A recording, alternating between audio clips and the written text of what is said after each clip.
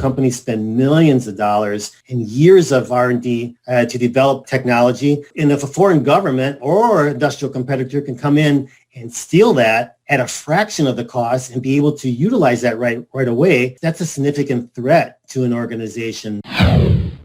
Welcome to the My Future Business Show, where we get you in front of your best audience and keep you there. Not only are we interviewing the biggest names in business to help you become even more successful, we're inviting you to book your spot on the show to help you grow your business. So at the end of the call, make sure you fill in the interview application form at myfuturebusiness.com/interviews. Hi, and welcome to today's episode of the My Future Business Show. My name's Rick Nuske, and today I'm on the line with the wonderful Peter Warmka. Welcome to the show, Peter. Hi, Rick. Thank you so much for the invitation to be on the show. Yes, absolutely. My pleasure. Now, you have a very interesting backstory, and on today's call, we're going to be looking at that. But predominantly, we're going to be focusing in on your new book. It's called Confessions of a CIA Spy, The Art of Human Hacking. But before we do any of that, Peter, I think it's important, I guess for the sake of context, to just share with the My Future Business audience a little bit about yourself. I'm wondering if we can start off from your professional background. Sure, Rick. My former life, I could say, we usually refer to that former life, but my former career, I was an intelligence officer for the CIA. In that capacity, I lived almost my entire career with them overseas for the purpose of collecting intelligence, information that would help policymakers back in Washington make better informed decisions. So they would provide me with intelligence requirements.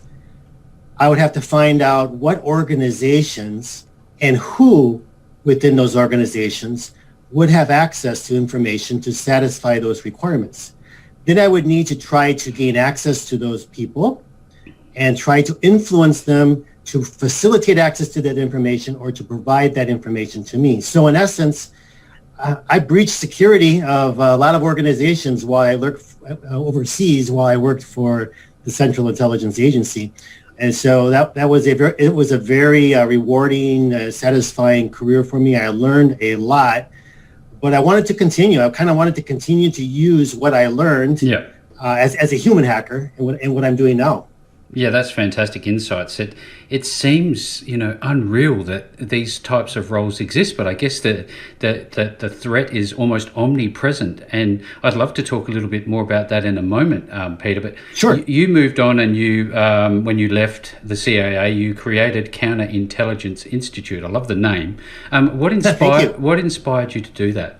A little bit more. Well, actually, when I retired, I went to work for a few years for another company that was providing training services for members of the Department of Defense, and it was very rewarding. I enjoy training, I enjoy mentoring, but I always felt that there was a great need here, and not just here in the United States, but in the world, for sensitization, understanding of the great grave threats that come from external actors who try and many times succeed in breaching security of organizations. You hear of these massive data breaches that happen on a regular basis, and they become larger in amounts of damage and the amount of money that's being spent. Like, for example, I think in 2019, the average cost of a data breach for a U.S. company was over $8 million. Oh, wow. The average for worldwide average was 3.9. And that's only the tip of the iceberg, because a lot of data breaches are not reported. I would say the vast majority of data breaches are not reported because they tend to only be reported. There's a legal requirement to do so. Otherwise, why would an organization want to report something that's going to end up being a blow to their reputation and potentially a loss of business, and even open them up for potential civil litigation? So typically a lot of these breaches aren't reported. The problem is much larger than what you would be led to believe by hearing about these incidences in the media. But and nevertheless, I wanted to get out and really try to work with organizations to help them understand these threats and to help them protect themselves against these threats.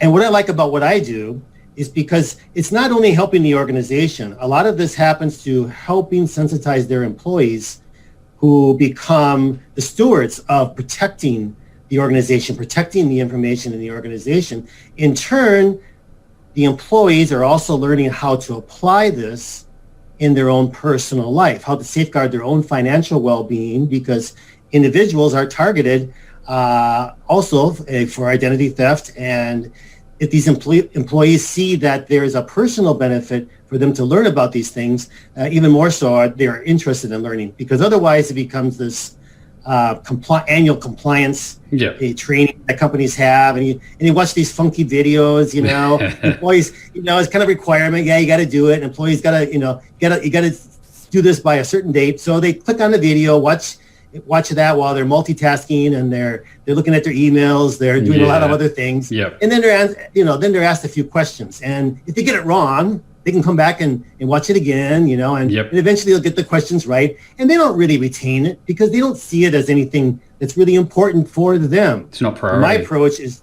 so that it is important for all of us. Absolutely. Thank you for providing that insight.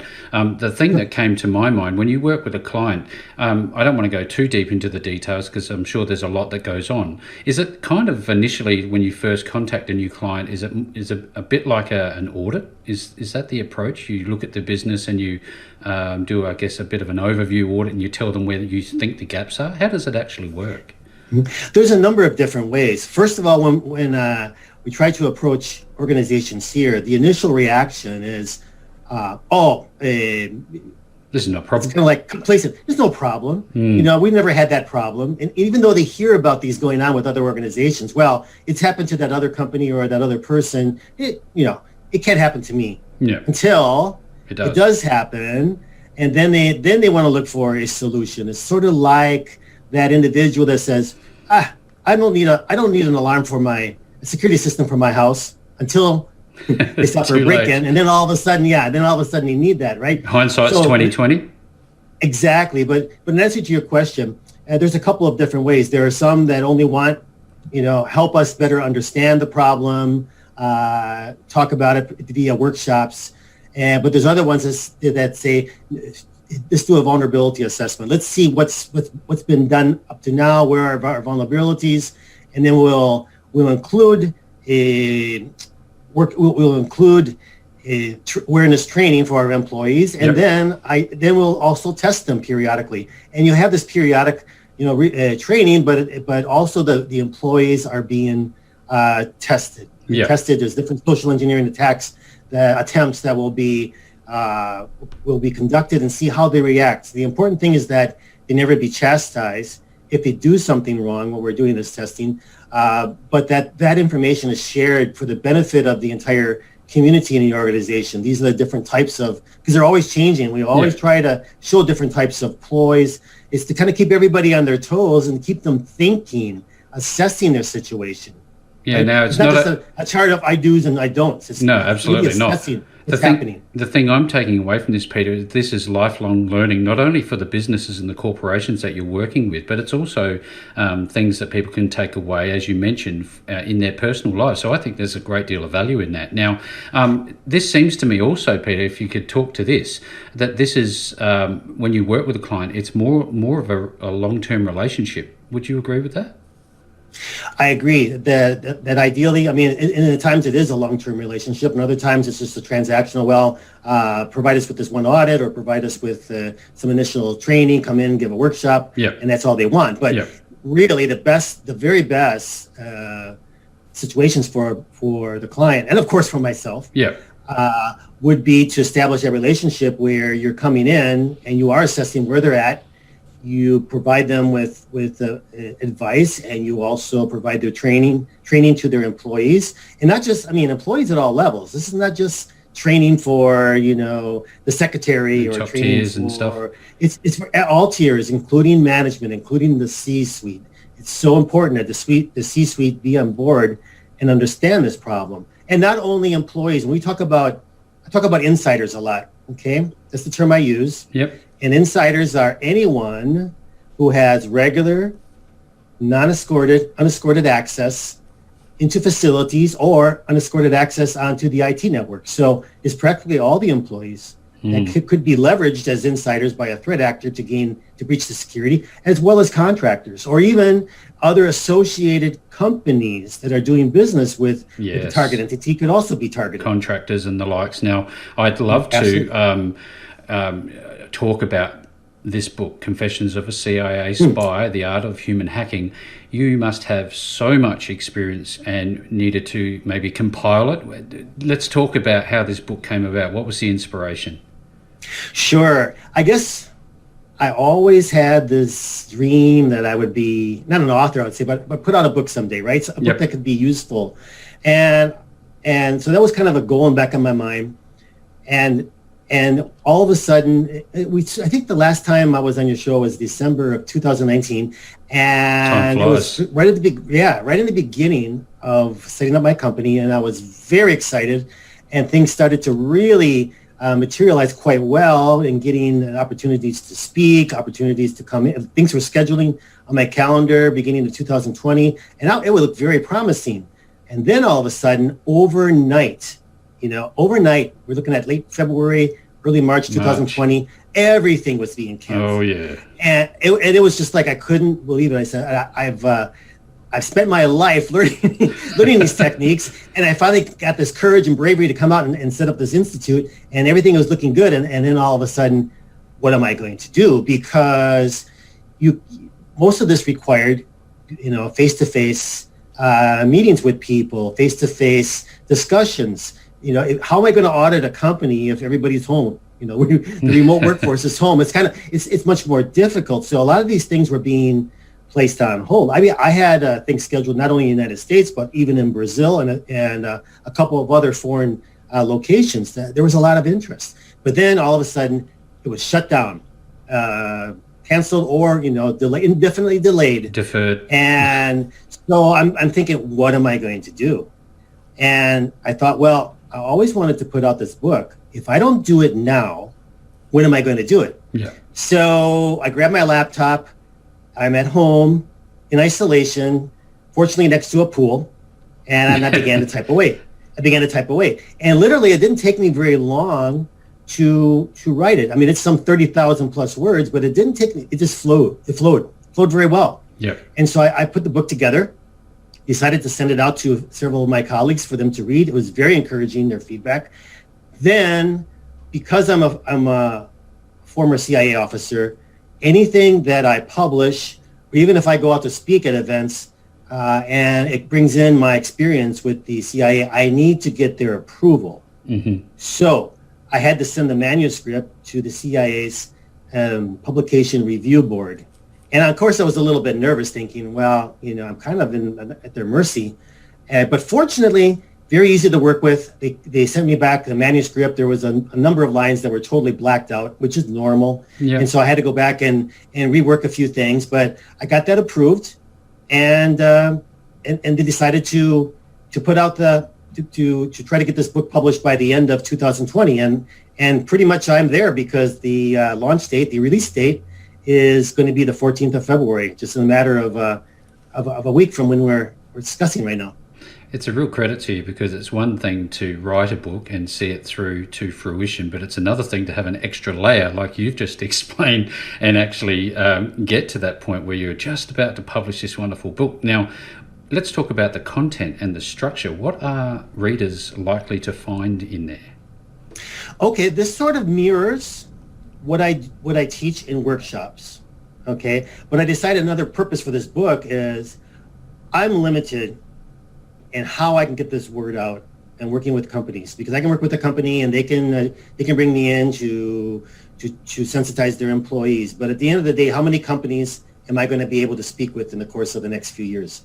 And there's a lot of there's a lot of people that will never ever have the benefit of learning these things basically that, a couple of decades of work that someone can pick up and read a book, and in 3 hours, 4 hours, they can pretty much pick up the most important lessons learned from my career of human hacking. So I wanted to be able to get it out into the hands of people that would never, ever have the benefit or the opportunity to to learn about these things. So that was one of the motivating things of saying, let's also do this book because it's the right time, and I want to get to the wider audience. So back to your question, what I do is I take the reader as if it were an employee in a company, say, look, what we look at here is why would your organization be targeted? And who might target them? It might be a criminal group. It might be an intelligence service. It might be an industrial competitor. It might be an activist group, or it might be even a lone wolf. Okay, what's their motivations?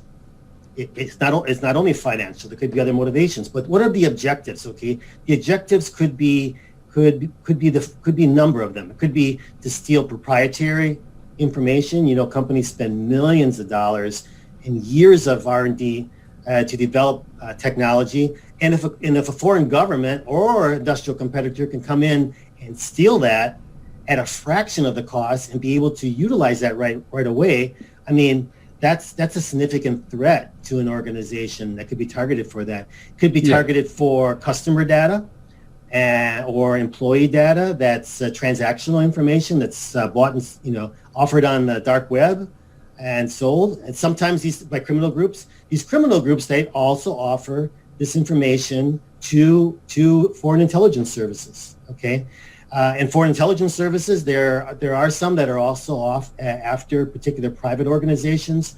China is a big state entity, foreign government that's after information regarding companies.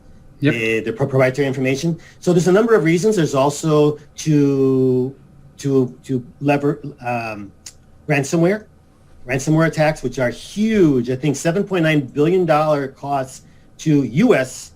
Businesses in 2019. Then there's business email compromise. For your listeners who maybe don't know what that is, think of it as someone gaining access to your network and being able to impersonate a more senior official who has authority to request wire transfer, to pass on wire transfer instructions. Yeah. Maybe for a payment of a purchase of something that's being imported in, or maybe some other payment to a vendor.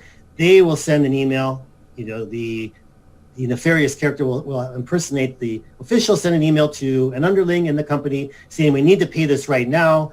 And it might sound like, this is a vendor we've had in the past, and everything sounds right, except the account number, the bank and account number are a little bit different.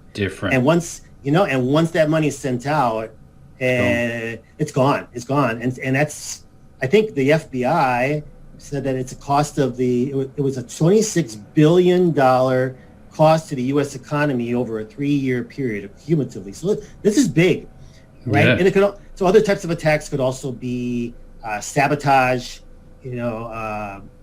or try to damage to the brand, try to damage to maybe to the reputation of officials. So there's a lot of reasons why a organization could be targeted.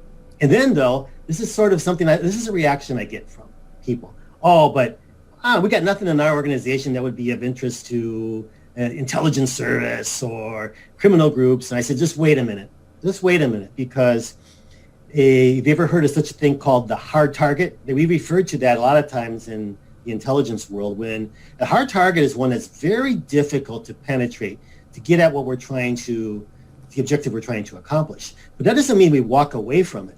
We still look at who can we target that could give us access to that hard target. And what's a softer target? Many times it's going to be those entities that conduct business with them or provide services to them. Law firms, CPA firms, IT management companies, temporary office staffing firms, etc. These are the companies that we can gain access to get at the bigger fish. So never assume. I tell my clients, never assume that your organization could not be targeted, because you might not be what they're after. They're after who you're doing business with. So we go through this sort of thing of why would you be targeted, and by whom, and for what reason. Then try to help the employees understand what is the process, what's the methodology. No one's going to attack your entity without doing their own due diligence. It's just like if I'm trying, if criminals or a terrorist group is trying to kidnap somebody, they don't just go up there and just try to pick them up. They're going to study this individual. They're going to collect as much information on this individual to be able to identify where is the best place that we can intersect them, where we can maximize our success and lower the risk of compromise. So in the same way, threat actors are going to take a look at these organizations. They're going to study them. And today with the World Wide Web, it's amazing amount of information that's out there. And so I lead with these workshops through all the different areas that we can go to obtain publicly available information, but things that people don't normally think about, but things that really make their companies vulnerable. Then going on beyond that, one of the most important areas of doing that sort of initial research is identifying those insider targets. Okay. Now, in my day, it was sort of like we just have to find them as targets of opportunity. Try to go out there and attend trade shows, attend cocktail receptions, go to clubs where people from that organization might be going, and hopefully run into somebody. Or the golden grail would be getting a organizational chart listing positions within the company and names, and then trying to figure out who has access to what. That is so old it's now. All online. It's all online. This is only the last 10 years or so. It's all online. I can go to LinkedIn, right? Everybody's familiar with LinkedIn. I'm sure you have a page. I know you have a page, okay? So I go to an organization. If I want to do a search, I can do this in like 5 minutes. I go on LinkedIn. I go up to the upper left corner and do a search for people, okay? So I can just put in there name of the company and let's say the position, maybe IT administrator, maybe receptionist, maybe whatever. And if it's a large company, just doing that is going to yield thousands of hits, okay? Thousands. And then I can tighten that up. I can do the company, because it's all the people that worked for that company at some time where they put in their profile that they had that position. It could be right now that they're in that position. It could be in previous the past. employees. So we can tighten that up. We can do current position and position name of company, geographic location, names of an association they might be a member of, even the name of a university that they may have went to. And the reasons these type of additional things are really important for us, because then we can, when we can talk a little bit about this a few minutes from now, when I make the approach, we tie in those things that we know that they've done, and we mimic that in our approach, so we can build this rapport with them that we know their university. We've also gone to the university, and people readily connect. They feel that rapport when a person has something in common with them. So we can use something like LinkedIn to come up with these potential candidates. Then I got that pool of candidates. Now let me try to collect on them. Those that have a very limited social media presence, I'm going to discard. Why am I going to waste my time? Because there are a lot of other people, that are all out there. They put all their information on social media. And my favorite 3 go-to locations when I'm assessing a potential insider is going to be LinkedIn, of course. Think about everything on LinkedIn, everything that's there, your entire professional resume, and also includes a few other additional things like volunteer work, the groups that you're interested in, publications maybe that you put out, and of course your network of professional contacts. All that is extremely useful. It would take me literally several meetings to try to get that information from someone if I try to approach them like in my previous life. Here I can get this all in minutes. Okay, that's LinkedIn. And then go into Facebook, and I can learn about their hobbies, their pastimes, their, what music genres do they like, what are their favorite music groups, what sports teams do they follow, where have they traveled to, who have they traveled with, what are their favorite restaurants, et cetera, et cetera. All these different things that are very, really, really insights into to these people. What's important to them? Of course, pictures. Pictures are worth 1,000 words. I can learn a lot about their social economic status through these pictures. Then I can move on to Twitter, okay? Twitter is sort of like a play-by-play action of what someone's doing during the day. What's their pattern of life? when they're not at the office, when they're not at home, when they're going out. I'm on my way to the gym, or I'm on my way for happy hour with my friends or whatever, and they're always commenting on things, and that can reveal to us, give us insight into their political leanings, their ideology, their religious convictions, their likes, or what their pet peeves are. So all these things. Now, why don't you call it human hacking? Yeah, okay, now I can use these things to develop a profile, personality assessment profile on them, to primarily come up with what are the motivations, the things that drive them to get out of bed in the morning. I can go down a whole long list. One of the top is going to be money, what money can buy, their family, their education for their children, career progression, desires, wants, maybe foreign travel, the dream vacation, maybe it's starting their own business. Maybe it's maybe ideology, maybe religion's very important to them. You got a whole bunch of different things that are really motivate them. What are they passionate about? And then vulnerabilities. We think of motivations as positive, vulnerabilities as sort of negative, but for a social engineer, for a human hacker, they are both very important. Okay, so vulnerabilities. Top of the list is going to be money. Here it's the lack of money, severe financial duress. Now you can think about how powerful this is, and even more so now. You can have a company that has retained their employee. The employee has not suffered by loss of their job, but maybe someone else in their household has lost their income. So they're feeling the pain back at home. They have to cut back, and maybe they still can't make ends meet, and they have all this pressure. Financial stress leads to stress in relationships, separations, divorce, etc. Go down the whole list. It leads to different types of addictions, gambling, drinking, drug addiction. I can go down a whole list of type of vulnerabilities. I guess I want to highlight also revenge in this type of business is huge. People wanting to get back at their supervisor, getting back at their employer, being unhappy with how they're treated. Ego is very strong vulnerability because they think they're smarter than anybody else, including their supervisor, and they can prove it. People with low self-esteem, no one pays attention to them. They think they are failures until the social engineer enters their life. So you can see, we play with these motivations and vulnerabilities that we identified, okay? And then we know that we can leverage these and a whole variety of social engineering tactics or ploys and techniques that we can use when going after a company and trying to penetrate a company. That's amazing insight. That's the only word that I can describe that. It's such a important topic that a lot of us are just looking away from, and hence I think businesses, organizations that are listening to this call, you know what, maybe this is time to start thinking about this a little closer. I want to ask you, Peter, can this be a cover to cover read? Can it be used as a guide, or is it, Oh, yes, absolutely. Absolutely. When I started this goal of putting out this book, I learned a lot in the process because this is self-published. I didn't want to go with the traditional publisher. I wanted to do this on my own and learn everything along the way, and I'm glad I did. In the end, it's a paperback, 30,000 words. It can be, typically it's a read of maybe 3.5 hours total, and most people that read it, they can't put it down. It's so easy. It's so easy to understand. It flows very well.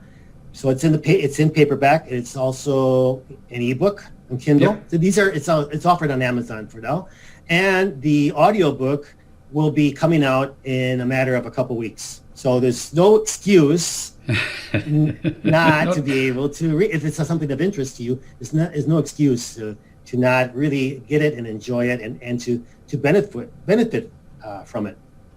You know what? They say you can't buy experience, but you can certainly buy this book. Now, for everybody who's been on the call today, if you're a business owner, a corporation, somebody of influence within a business, and this has got you thinking, make sure that you reach out to Peter. I will be providing all of the links back to Peter and this wonderful book of great insights. And with all that being said, Peter, this has just been such an eye-opening call, and thank you once again for spending some time with me on the My Future Business show today. Thank you, Rick. I really appreciate the opportunity, and it's been a great time. Thanks for joining us today. If you enjoyed the call, then make sure to subscribe, leave a comment, share us with your friends, and book your spot on the show at myfuturebusiness.com/interviews. And if you're looking for solutions that will help grow your business, then visit myfuturebusiness.com/shop.